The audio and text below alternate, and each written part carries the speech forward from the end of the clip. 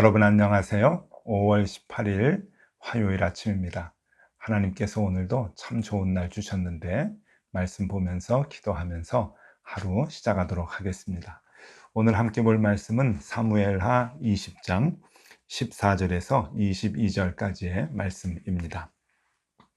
세바가 이스라엘 모든 지파 가운데 두루 다녀서 아벨과 벤마아가와 베림 온 땅에 이르니 그 무리도 다 모여 그를 따르더라. 이에 그들이 벤마아가 아벨로 가서 세바를 애우고 그 성읍을 향한 지역 언덕 위에 토성을 쌓고 요압과 함께 한 모든 백성이 성벽을 쳐서 헐고자 하더니 그 성읍에서 지혜로운 여인 한 사람이 외쳐 이르되 들을지어다 들을지어다 청하건대 너희는 요압에게 이르기를 이리로 가까이 오라 내가 네게 말하려 하노라 한다 하라. 요압이 그 여인에게 가까이 가니 여인이 이르되 당신이 요압이니까 하니 대답하되 그러하다 하니라. 여인이 그에게 이르되 여종의 말을 들으소서 하니 대답하되 내가 들으리라 하니라. 여인이 말하여 이르되 옛 사람들이 흔히 말하기를 아벨에게 가서 물을 것이라 하고 그 일을 끝내었나이다. 나는 이스라엘의 화평하고 충성된 자 중 하나이거늘 당신이 이스라엘 가운데 어머니 같은 성을 멸하고자 하시는도다. 어찌하여 당신이 여호와의 기업을 삼키고자 하시나이까 하니 요압이 대답하여 이르되 결단코 그렇지 아니하다. 결단코 그렇지 아니하다. 삼키거나 멸하거나 하려 함이 아니니 그 일이 그러한 것이 아니니라. 에브라임 산지 사람 비그리의 아들 그의 이름을 세바라 하는 자가 손을 들어 왕 다윗을 대적하였나니 너희가 그만 내주면 내가 이 성벽에서 떠나가리라 하니라. 여인이 요압에게 이르되 그의 머리를 성벽에서 당신에게 내어 던지리이다 하고 이에 여인이 그의 지혜를 가지고 모든 백성에게 나아가매 그들이 비그리의 아들 세바의 머리를 베어 요압에게 던지니라. 이에 요압이 나팔을 불매 무리가 흩어져 성읍에서 물러나 각기 장막으로 돌아가고 요압은 예루살렘으로 돌아와 왕에게 나아가니라. 아멘. 네, 여러분 오늘은 세바라고 하는 자가 또 다윗 왕의 반기를 들어서 반란을 일으키고 다윗 왕하고 이제 본격적으로 싸움을 하려고 아벨성이라고 하는 곳에서 이제 진을 치고 있는 그런 그 모습입니다. 이제 그것을 요압 장군이 가서 진압하는 그런 그 장면이 오늘 나오게 되죠. 정말 산 넘어 산 같습니다.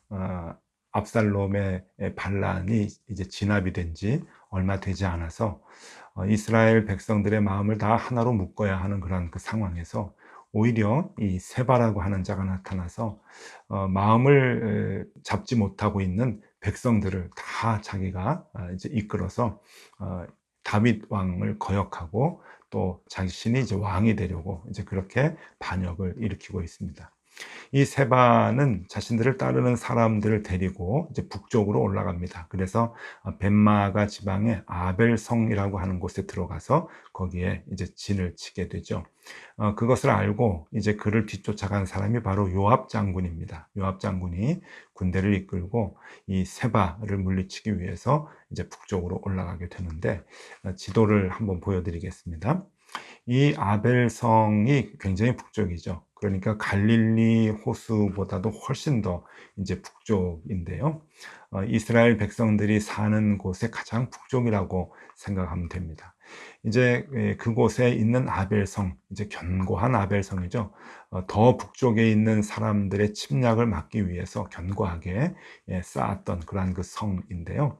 이제 그곳에 들어가서 거기에서 이제 진을 치고 있는데 이 아벨성이 얼마나 견고한지 여러분 지금도 그 흔적이 남아 있습니다. 아직도 그 성이 남아 있는데 한번 보여드릴게요. 오늘날에 남아있는 이제 아벨성입니다. 지금은 이스라엘 땅이 아니고 이스라엘 국경을 조금 벗어난 레바논 지역인데요. 이제 그 지역에 있는 이 아벨성이고요. 공중에서 찍은 사진도 보여드리겠습니다. 이 보면은 지형이요. 이렇게 그 산 위에, 언덕 위에, 높은 곳에 요새와 같이 이렇게 성을 쌓았습니다. 아벨성을 쌓고 그 안에서 이제 사람들이 살고 있었던 것이죠. 오늘 말씀을 보니까 이제 요압 장군이 쫓아가서 그 아벨성 맞은편에 있는 언덕 위에 아마 진을 쳤던 것 같습니다. 그리고 거기에 이제 그 흙으로 성을 쌓아서 높이를 높여 가지고 아마 한바탕 전쟁을 하려고 하는데, 이 요압 장군의 작전은 그냥 수적 우위로 쳐들어가서 이 아벨성을 초토화시키려고 하는 그러한 그 마음을 먹고 있었던 것 같습니다. 그것이 15절에 나와 있는데요. 15절 말씀입니다. 이에 그들이 벳마가 아벨로 가서 세바를 애우고 그 성읍을 향한 지역 언덕 위에 토성을 쌓고 요압과 함께한 모든 백성이 성벽을 쳐서 헐고자 하더니. 네, 조금 전에 사진을 봤지만 견고한 그 아벨성, 이 아벨성을 아예 성벽을 다 무너뜨리고 들어가서 초토화시키려고 그렇게 작전을 짜고 있었습니다. 여러분, 이 성이라고 하는 것, 높은 곳에 있는 성이라고 하는 것은 요새이기 때문에 방어에는 참 좋은 그러한 그 지리적 조건을 갖고 있습니다. 그러나 그 성을 포위하고 오래도록 시간이 지나면은 그 성은 물도 없고 식량도 떨어지고 해가지고 지치게 마련이죠. 그러면 싸움에서 굉장히 불리하게 되는 단점이 있습니다. 지금 요압 장군은 이 아벨성을 이제 수적 우위로 에워싸고, 그리고 이제 어느 시점에 가서 성벽을 헐어서 다 그 성 안에 있는 사람들, 세바를 비롯해서 모든 사람들을 초토화시키려고 그렇게 이제 하고 있었던 것이죠. 바로 그럴 때 이 아벨성에 살고 있었던 사람 중에 지혜로운 여인 한 사람이 나타나서 이제 요압 장군에게 그러지 말아라 라고 하면서 자신이 이 세바의 목을 잘라서 너희들에게 주겠다라고 하는 그런 그 이야기를 하죠. 자, 그 말씀이 16절부터 나오는데요. 16절 말씀입니다. 그 성읍에서 지혜로운 여인 한 사람이 외쳐 이르되 들을지어다 들을지어다 청하건대 너희는 요압에게 이르기를 이리로 가까이 오라 내가 네게 말하려 하노라 한다 하라. 네, 이 아벨성이 함락이 되고 요압 장군에 의해서 초토화되면은 그 안에 있는 사람들은 다 죽게 됩니다. 그래서 그런지 이 지혜로운 여인, 이름은 나오지 않지만 얼마나 지혜로웠는지 지혜로운 여인이라고 그렇게 이제 이름을 하고 있는데, 이 지혜로운 여인이 나타나서 요압 장군에게 참으라고 하는 겁니다. 그리고 성을 초토화시키지 말아라. 일이 잘 풀릴 수 있는 방법이 있는데 그 방법을 택하지 왜 성을 이렇게 다 성벽을 허물고 사람들을 죽이려고 하느냐라고 하면서 자기의 이야기를 합니다. 어떤 방법이 있는가 하면은 22절 말씀입니다. 이에 여인이 그의 지혜를 가지고 모든 백성에게 나아가매 그들이 비그리의 아들 세바의 머리를 베어 요압에게 던진지라. 이에 요압이 나팔을 불매 무리가 흩어져 성읍에서 물러나 각기 장막으로 돌아가고 요압은 예루살렘으로 돌아와 왕에게 나아가니라. 이 여인이 이 아벨성에서 어느 정도 영향력이 있었던 여인인 것 같습니다. 이 여인이 들어가서 그 안에 살고 있었던 백성들의 이제 마음을 모아서 이 세바라고 하는 사람, 쑥 어느 날 갑자기 들어와서 자신들을 무력으로 그렇게 이제 지배하고 이스라엘의 다윗 왕과 대적하려고 했던 세바를 이제 목을 쳐서 죽이고 그 목을 이 성벽으로 이제 그 요압에게 주는, 성벽에서 요압에게 주는 그러한 그 일을 감당하게 되었던 것이죠. 여러분, 이 장면의 그림을 한번 좀 보여드리겠는데요. 이 그림이 옛날에 그 성경에 나와 있는 그 사파입니다. 사파에 나와 있는 그림인데 아주 그 현실감 있게 그렸죠. 이 아벨성에서 그 성 위에서 이 지혜로운 여인이 이 세바의 목을 지금 요압 장군의 군대들에 이제 그 던지는 이제 그런 그 장면입니다. 이렇게 해서 이 그 아벨성이 무너지지 아니하고 아벨성 안에 있는 모든 사람들이 생명을 잃지 아니하고, 그러니까 전쟁을 통해서 죽임을 당하지 아니하고 구원을 얻게 되는 이제 그러한 일이죠. 이 장면을 보면서 이 여인의 지혜로운 행동 때문에 이 여인을 지혜로운 여인이라고 그렇게 이제 말을 했구나라고 하는 것을 이해하게 됩니다. 그런데 여러분, 지혜란 무엇일까요? 여기서 이 여인을 지혜로운 여인이라고 했는데 자기가 살고 있는 이 아벨성을 구하고 아벨성 안에 있는 모든 사람들의 생명을 구했기 때문에 지혜로운 여인이라고 했을까? 오늘은 여러분 그 지혜에 대한 생각을 좀 해보려고 합니다. 이 지혜라고 하는 것은 여러분 지금 이 지혜로운 여인이 했던 것은 어떻게 보면은 협상가의 역할을 감당했던 것 같고 또 중재인의 역할을 했던 것 같기도 합니다. 글쎄요, 오늘날로 얘기하면 뭐 브로커라고도 볼 수가 있고 또 가운데서 모든 일을 감당해 주는 대리인 뭐 그렇게 얘기할 수도 있는데 그것도 세상적 지혜가 있어야 잘 감당할 수 있는 거죠. 또 그런 많은 것들을 알고 많은 지혜가 있어야 그런 것도 잘 중재해서 큰 일이 나지 않고 잘 수습이 될 수 있도록 할 수 있겠죠. 그러면 중재를 잘하는 사람, 수습을 잘하는 사람들은 다 지혜로운 것인가? 성경은 그렇게 얘기하고 있지 않죠. 이 성경에서 지혜라고 하는 것은요, 여러분, 하나님의 말씀이 담겨져 있을 때 지혜라고 얘기합니다. 하나님의 말씀이 기초가 된 그러한 모든 지식을 지혜라고 분명히 얘기하고 있는 것이죠. 잠언 9장 10절에 보면은 분명히 우리에게 얘기해 줍니다.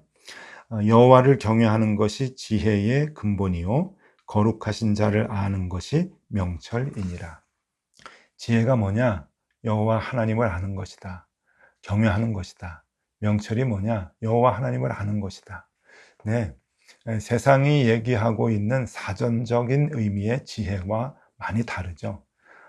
세상 사람들은 중재를 잘하고 수습을 잘하고 그러면은 그것이 참 지혜 있다. 문제의 해결을 잘하면 지혜 있다라고 얘기할 수 있지만은요. 성경에서 얘기하는 것은 하나님이 근본이 되어야 하는 것이죠. 다시 말해서 하나님의 말씀으로 모든 문제를 풀어나가는 사람을 지혜로운 사람이라고 말합니다. 세상의 개념하고는 완전히 다릅니다. 지혜로운 사람은 그래서 하나님의 말씀을 늘 마음에 기억하고 하나님의 말씀으로 문제를 풀려고 하는 것이죠. 여러분, 이 여인이 요압 장군에게 가서 한 말은 왜 너희들이 그냥 선전포고도 하지 않고 화평한 말도 하지 아니하고 왜 전쟁을 시작하려고 하느냐, 성벽을 무너뜨리려고 하느냐라고 하는 책망하는 듯한 이야기입니다. 여기는 화평한 마을이고 화평한 성읍인데 너희들은 왜 그렇게 함부로 성벽을 허물려고 하느냐라고 하는 책망을 하는데 여러분 그것이 하나님의 말씀에 기초가 되어 있는 것이죠. 율법에 분명히 이렇게 얘기하고 있습니다. 신명기 20장 10절과 11절에 하나님께서 이미 이스라엘 백성들에게 말씀해 주셨죠. 내가 어떤 성읍으로 나아가서 치려할 때에는 그 성읍에 먼저 화평을 선언하라. 그 성읍이 만일 화평하기로 화답하고 너를 향하여 성문을 열거든 그 모든 주민들에게 내게 조공을 바치고 너를 섬기게 할 것이요. 어느 성읍을 쳐서 이제 거기서 함락시키려고 할 때는 반드시 먼저 해야 하는 것이 율법이었습니다. 그 먼저 해야 하는 것이 있는데 그것이 뭔가 하면은 화평을 얘기하는 겁니다. 화친을 먼저 하자고 제의를 해야 된다고 하는 것이 하나님의 법입니다. 그 제의를 하고 그 제의를 받아들이지 않으면 무력으로 성을 칠 것이고 그 제의를 받아들이면 화평을 이루면서 화친을 해야 된다고 하는 것이 하나님의 방법인 것이죠. 여러분, 지금 요압 장군은 이 하나님의 말씀을 어기고 있습니다. 화평을 먼저 얘기하지 아니하고 그냥 자신이 갖고 있는 힘으로 성벽을 허물고 그리고 성 안에 있는 모든 사람들을 다 제압하고 죽이려고 했죠. 그런데 이 여인이 지혜로운 여인이 요압 장군에게 와서 그러면 안 된다.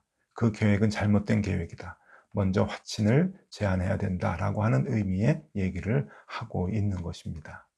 네, 정말 오늘 말씀을 보면은 이 여인은 이름은 나와 있지 않지만 지혜로운 여인인 것은 틀림이 없는 것 같습니다.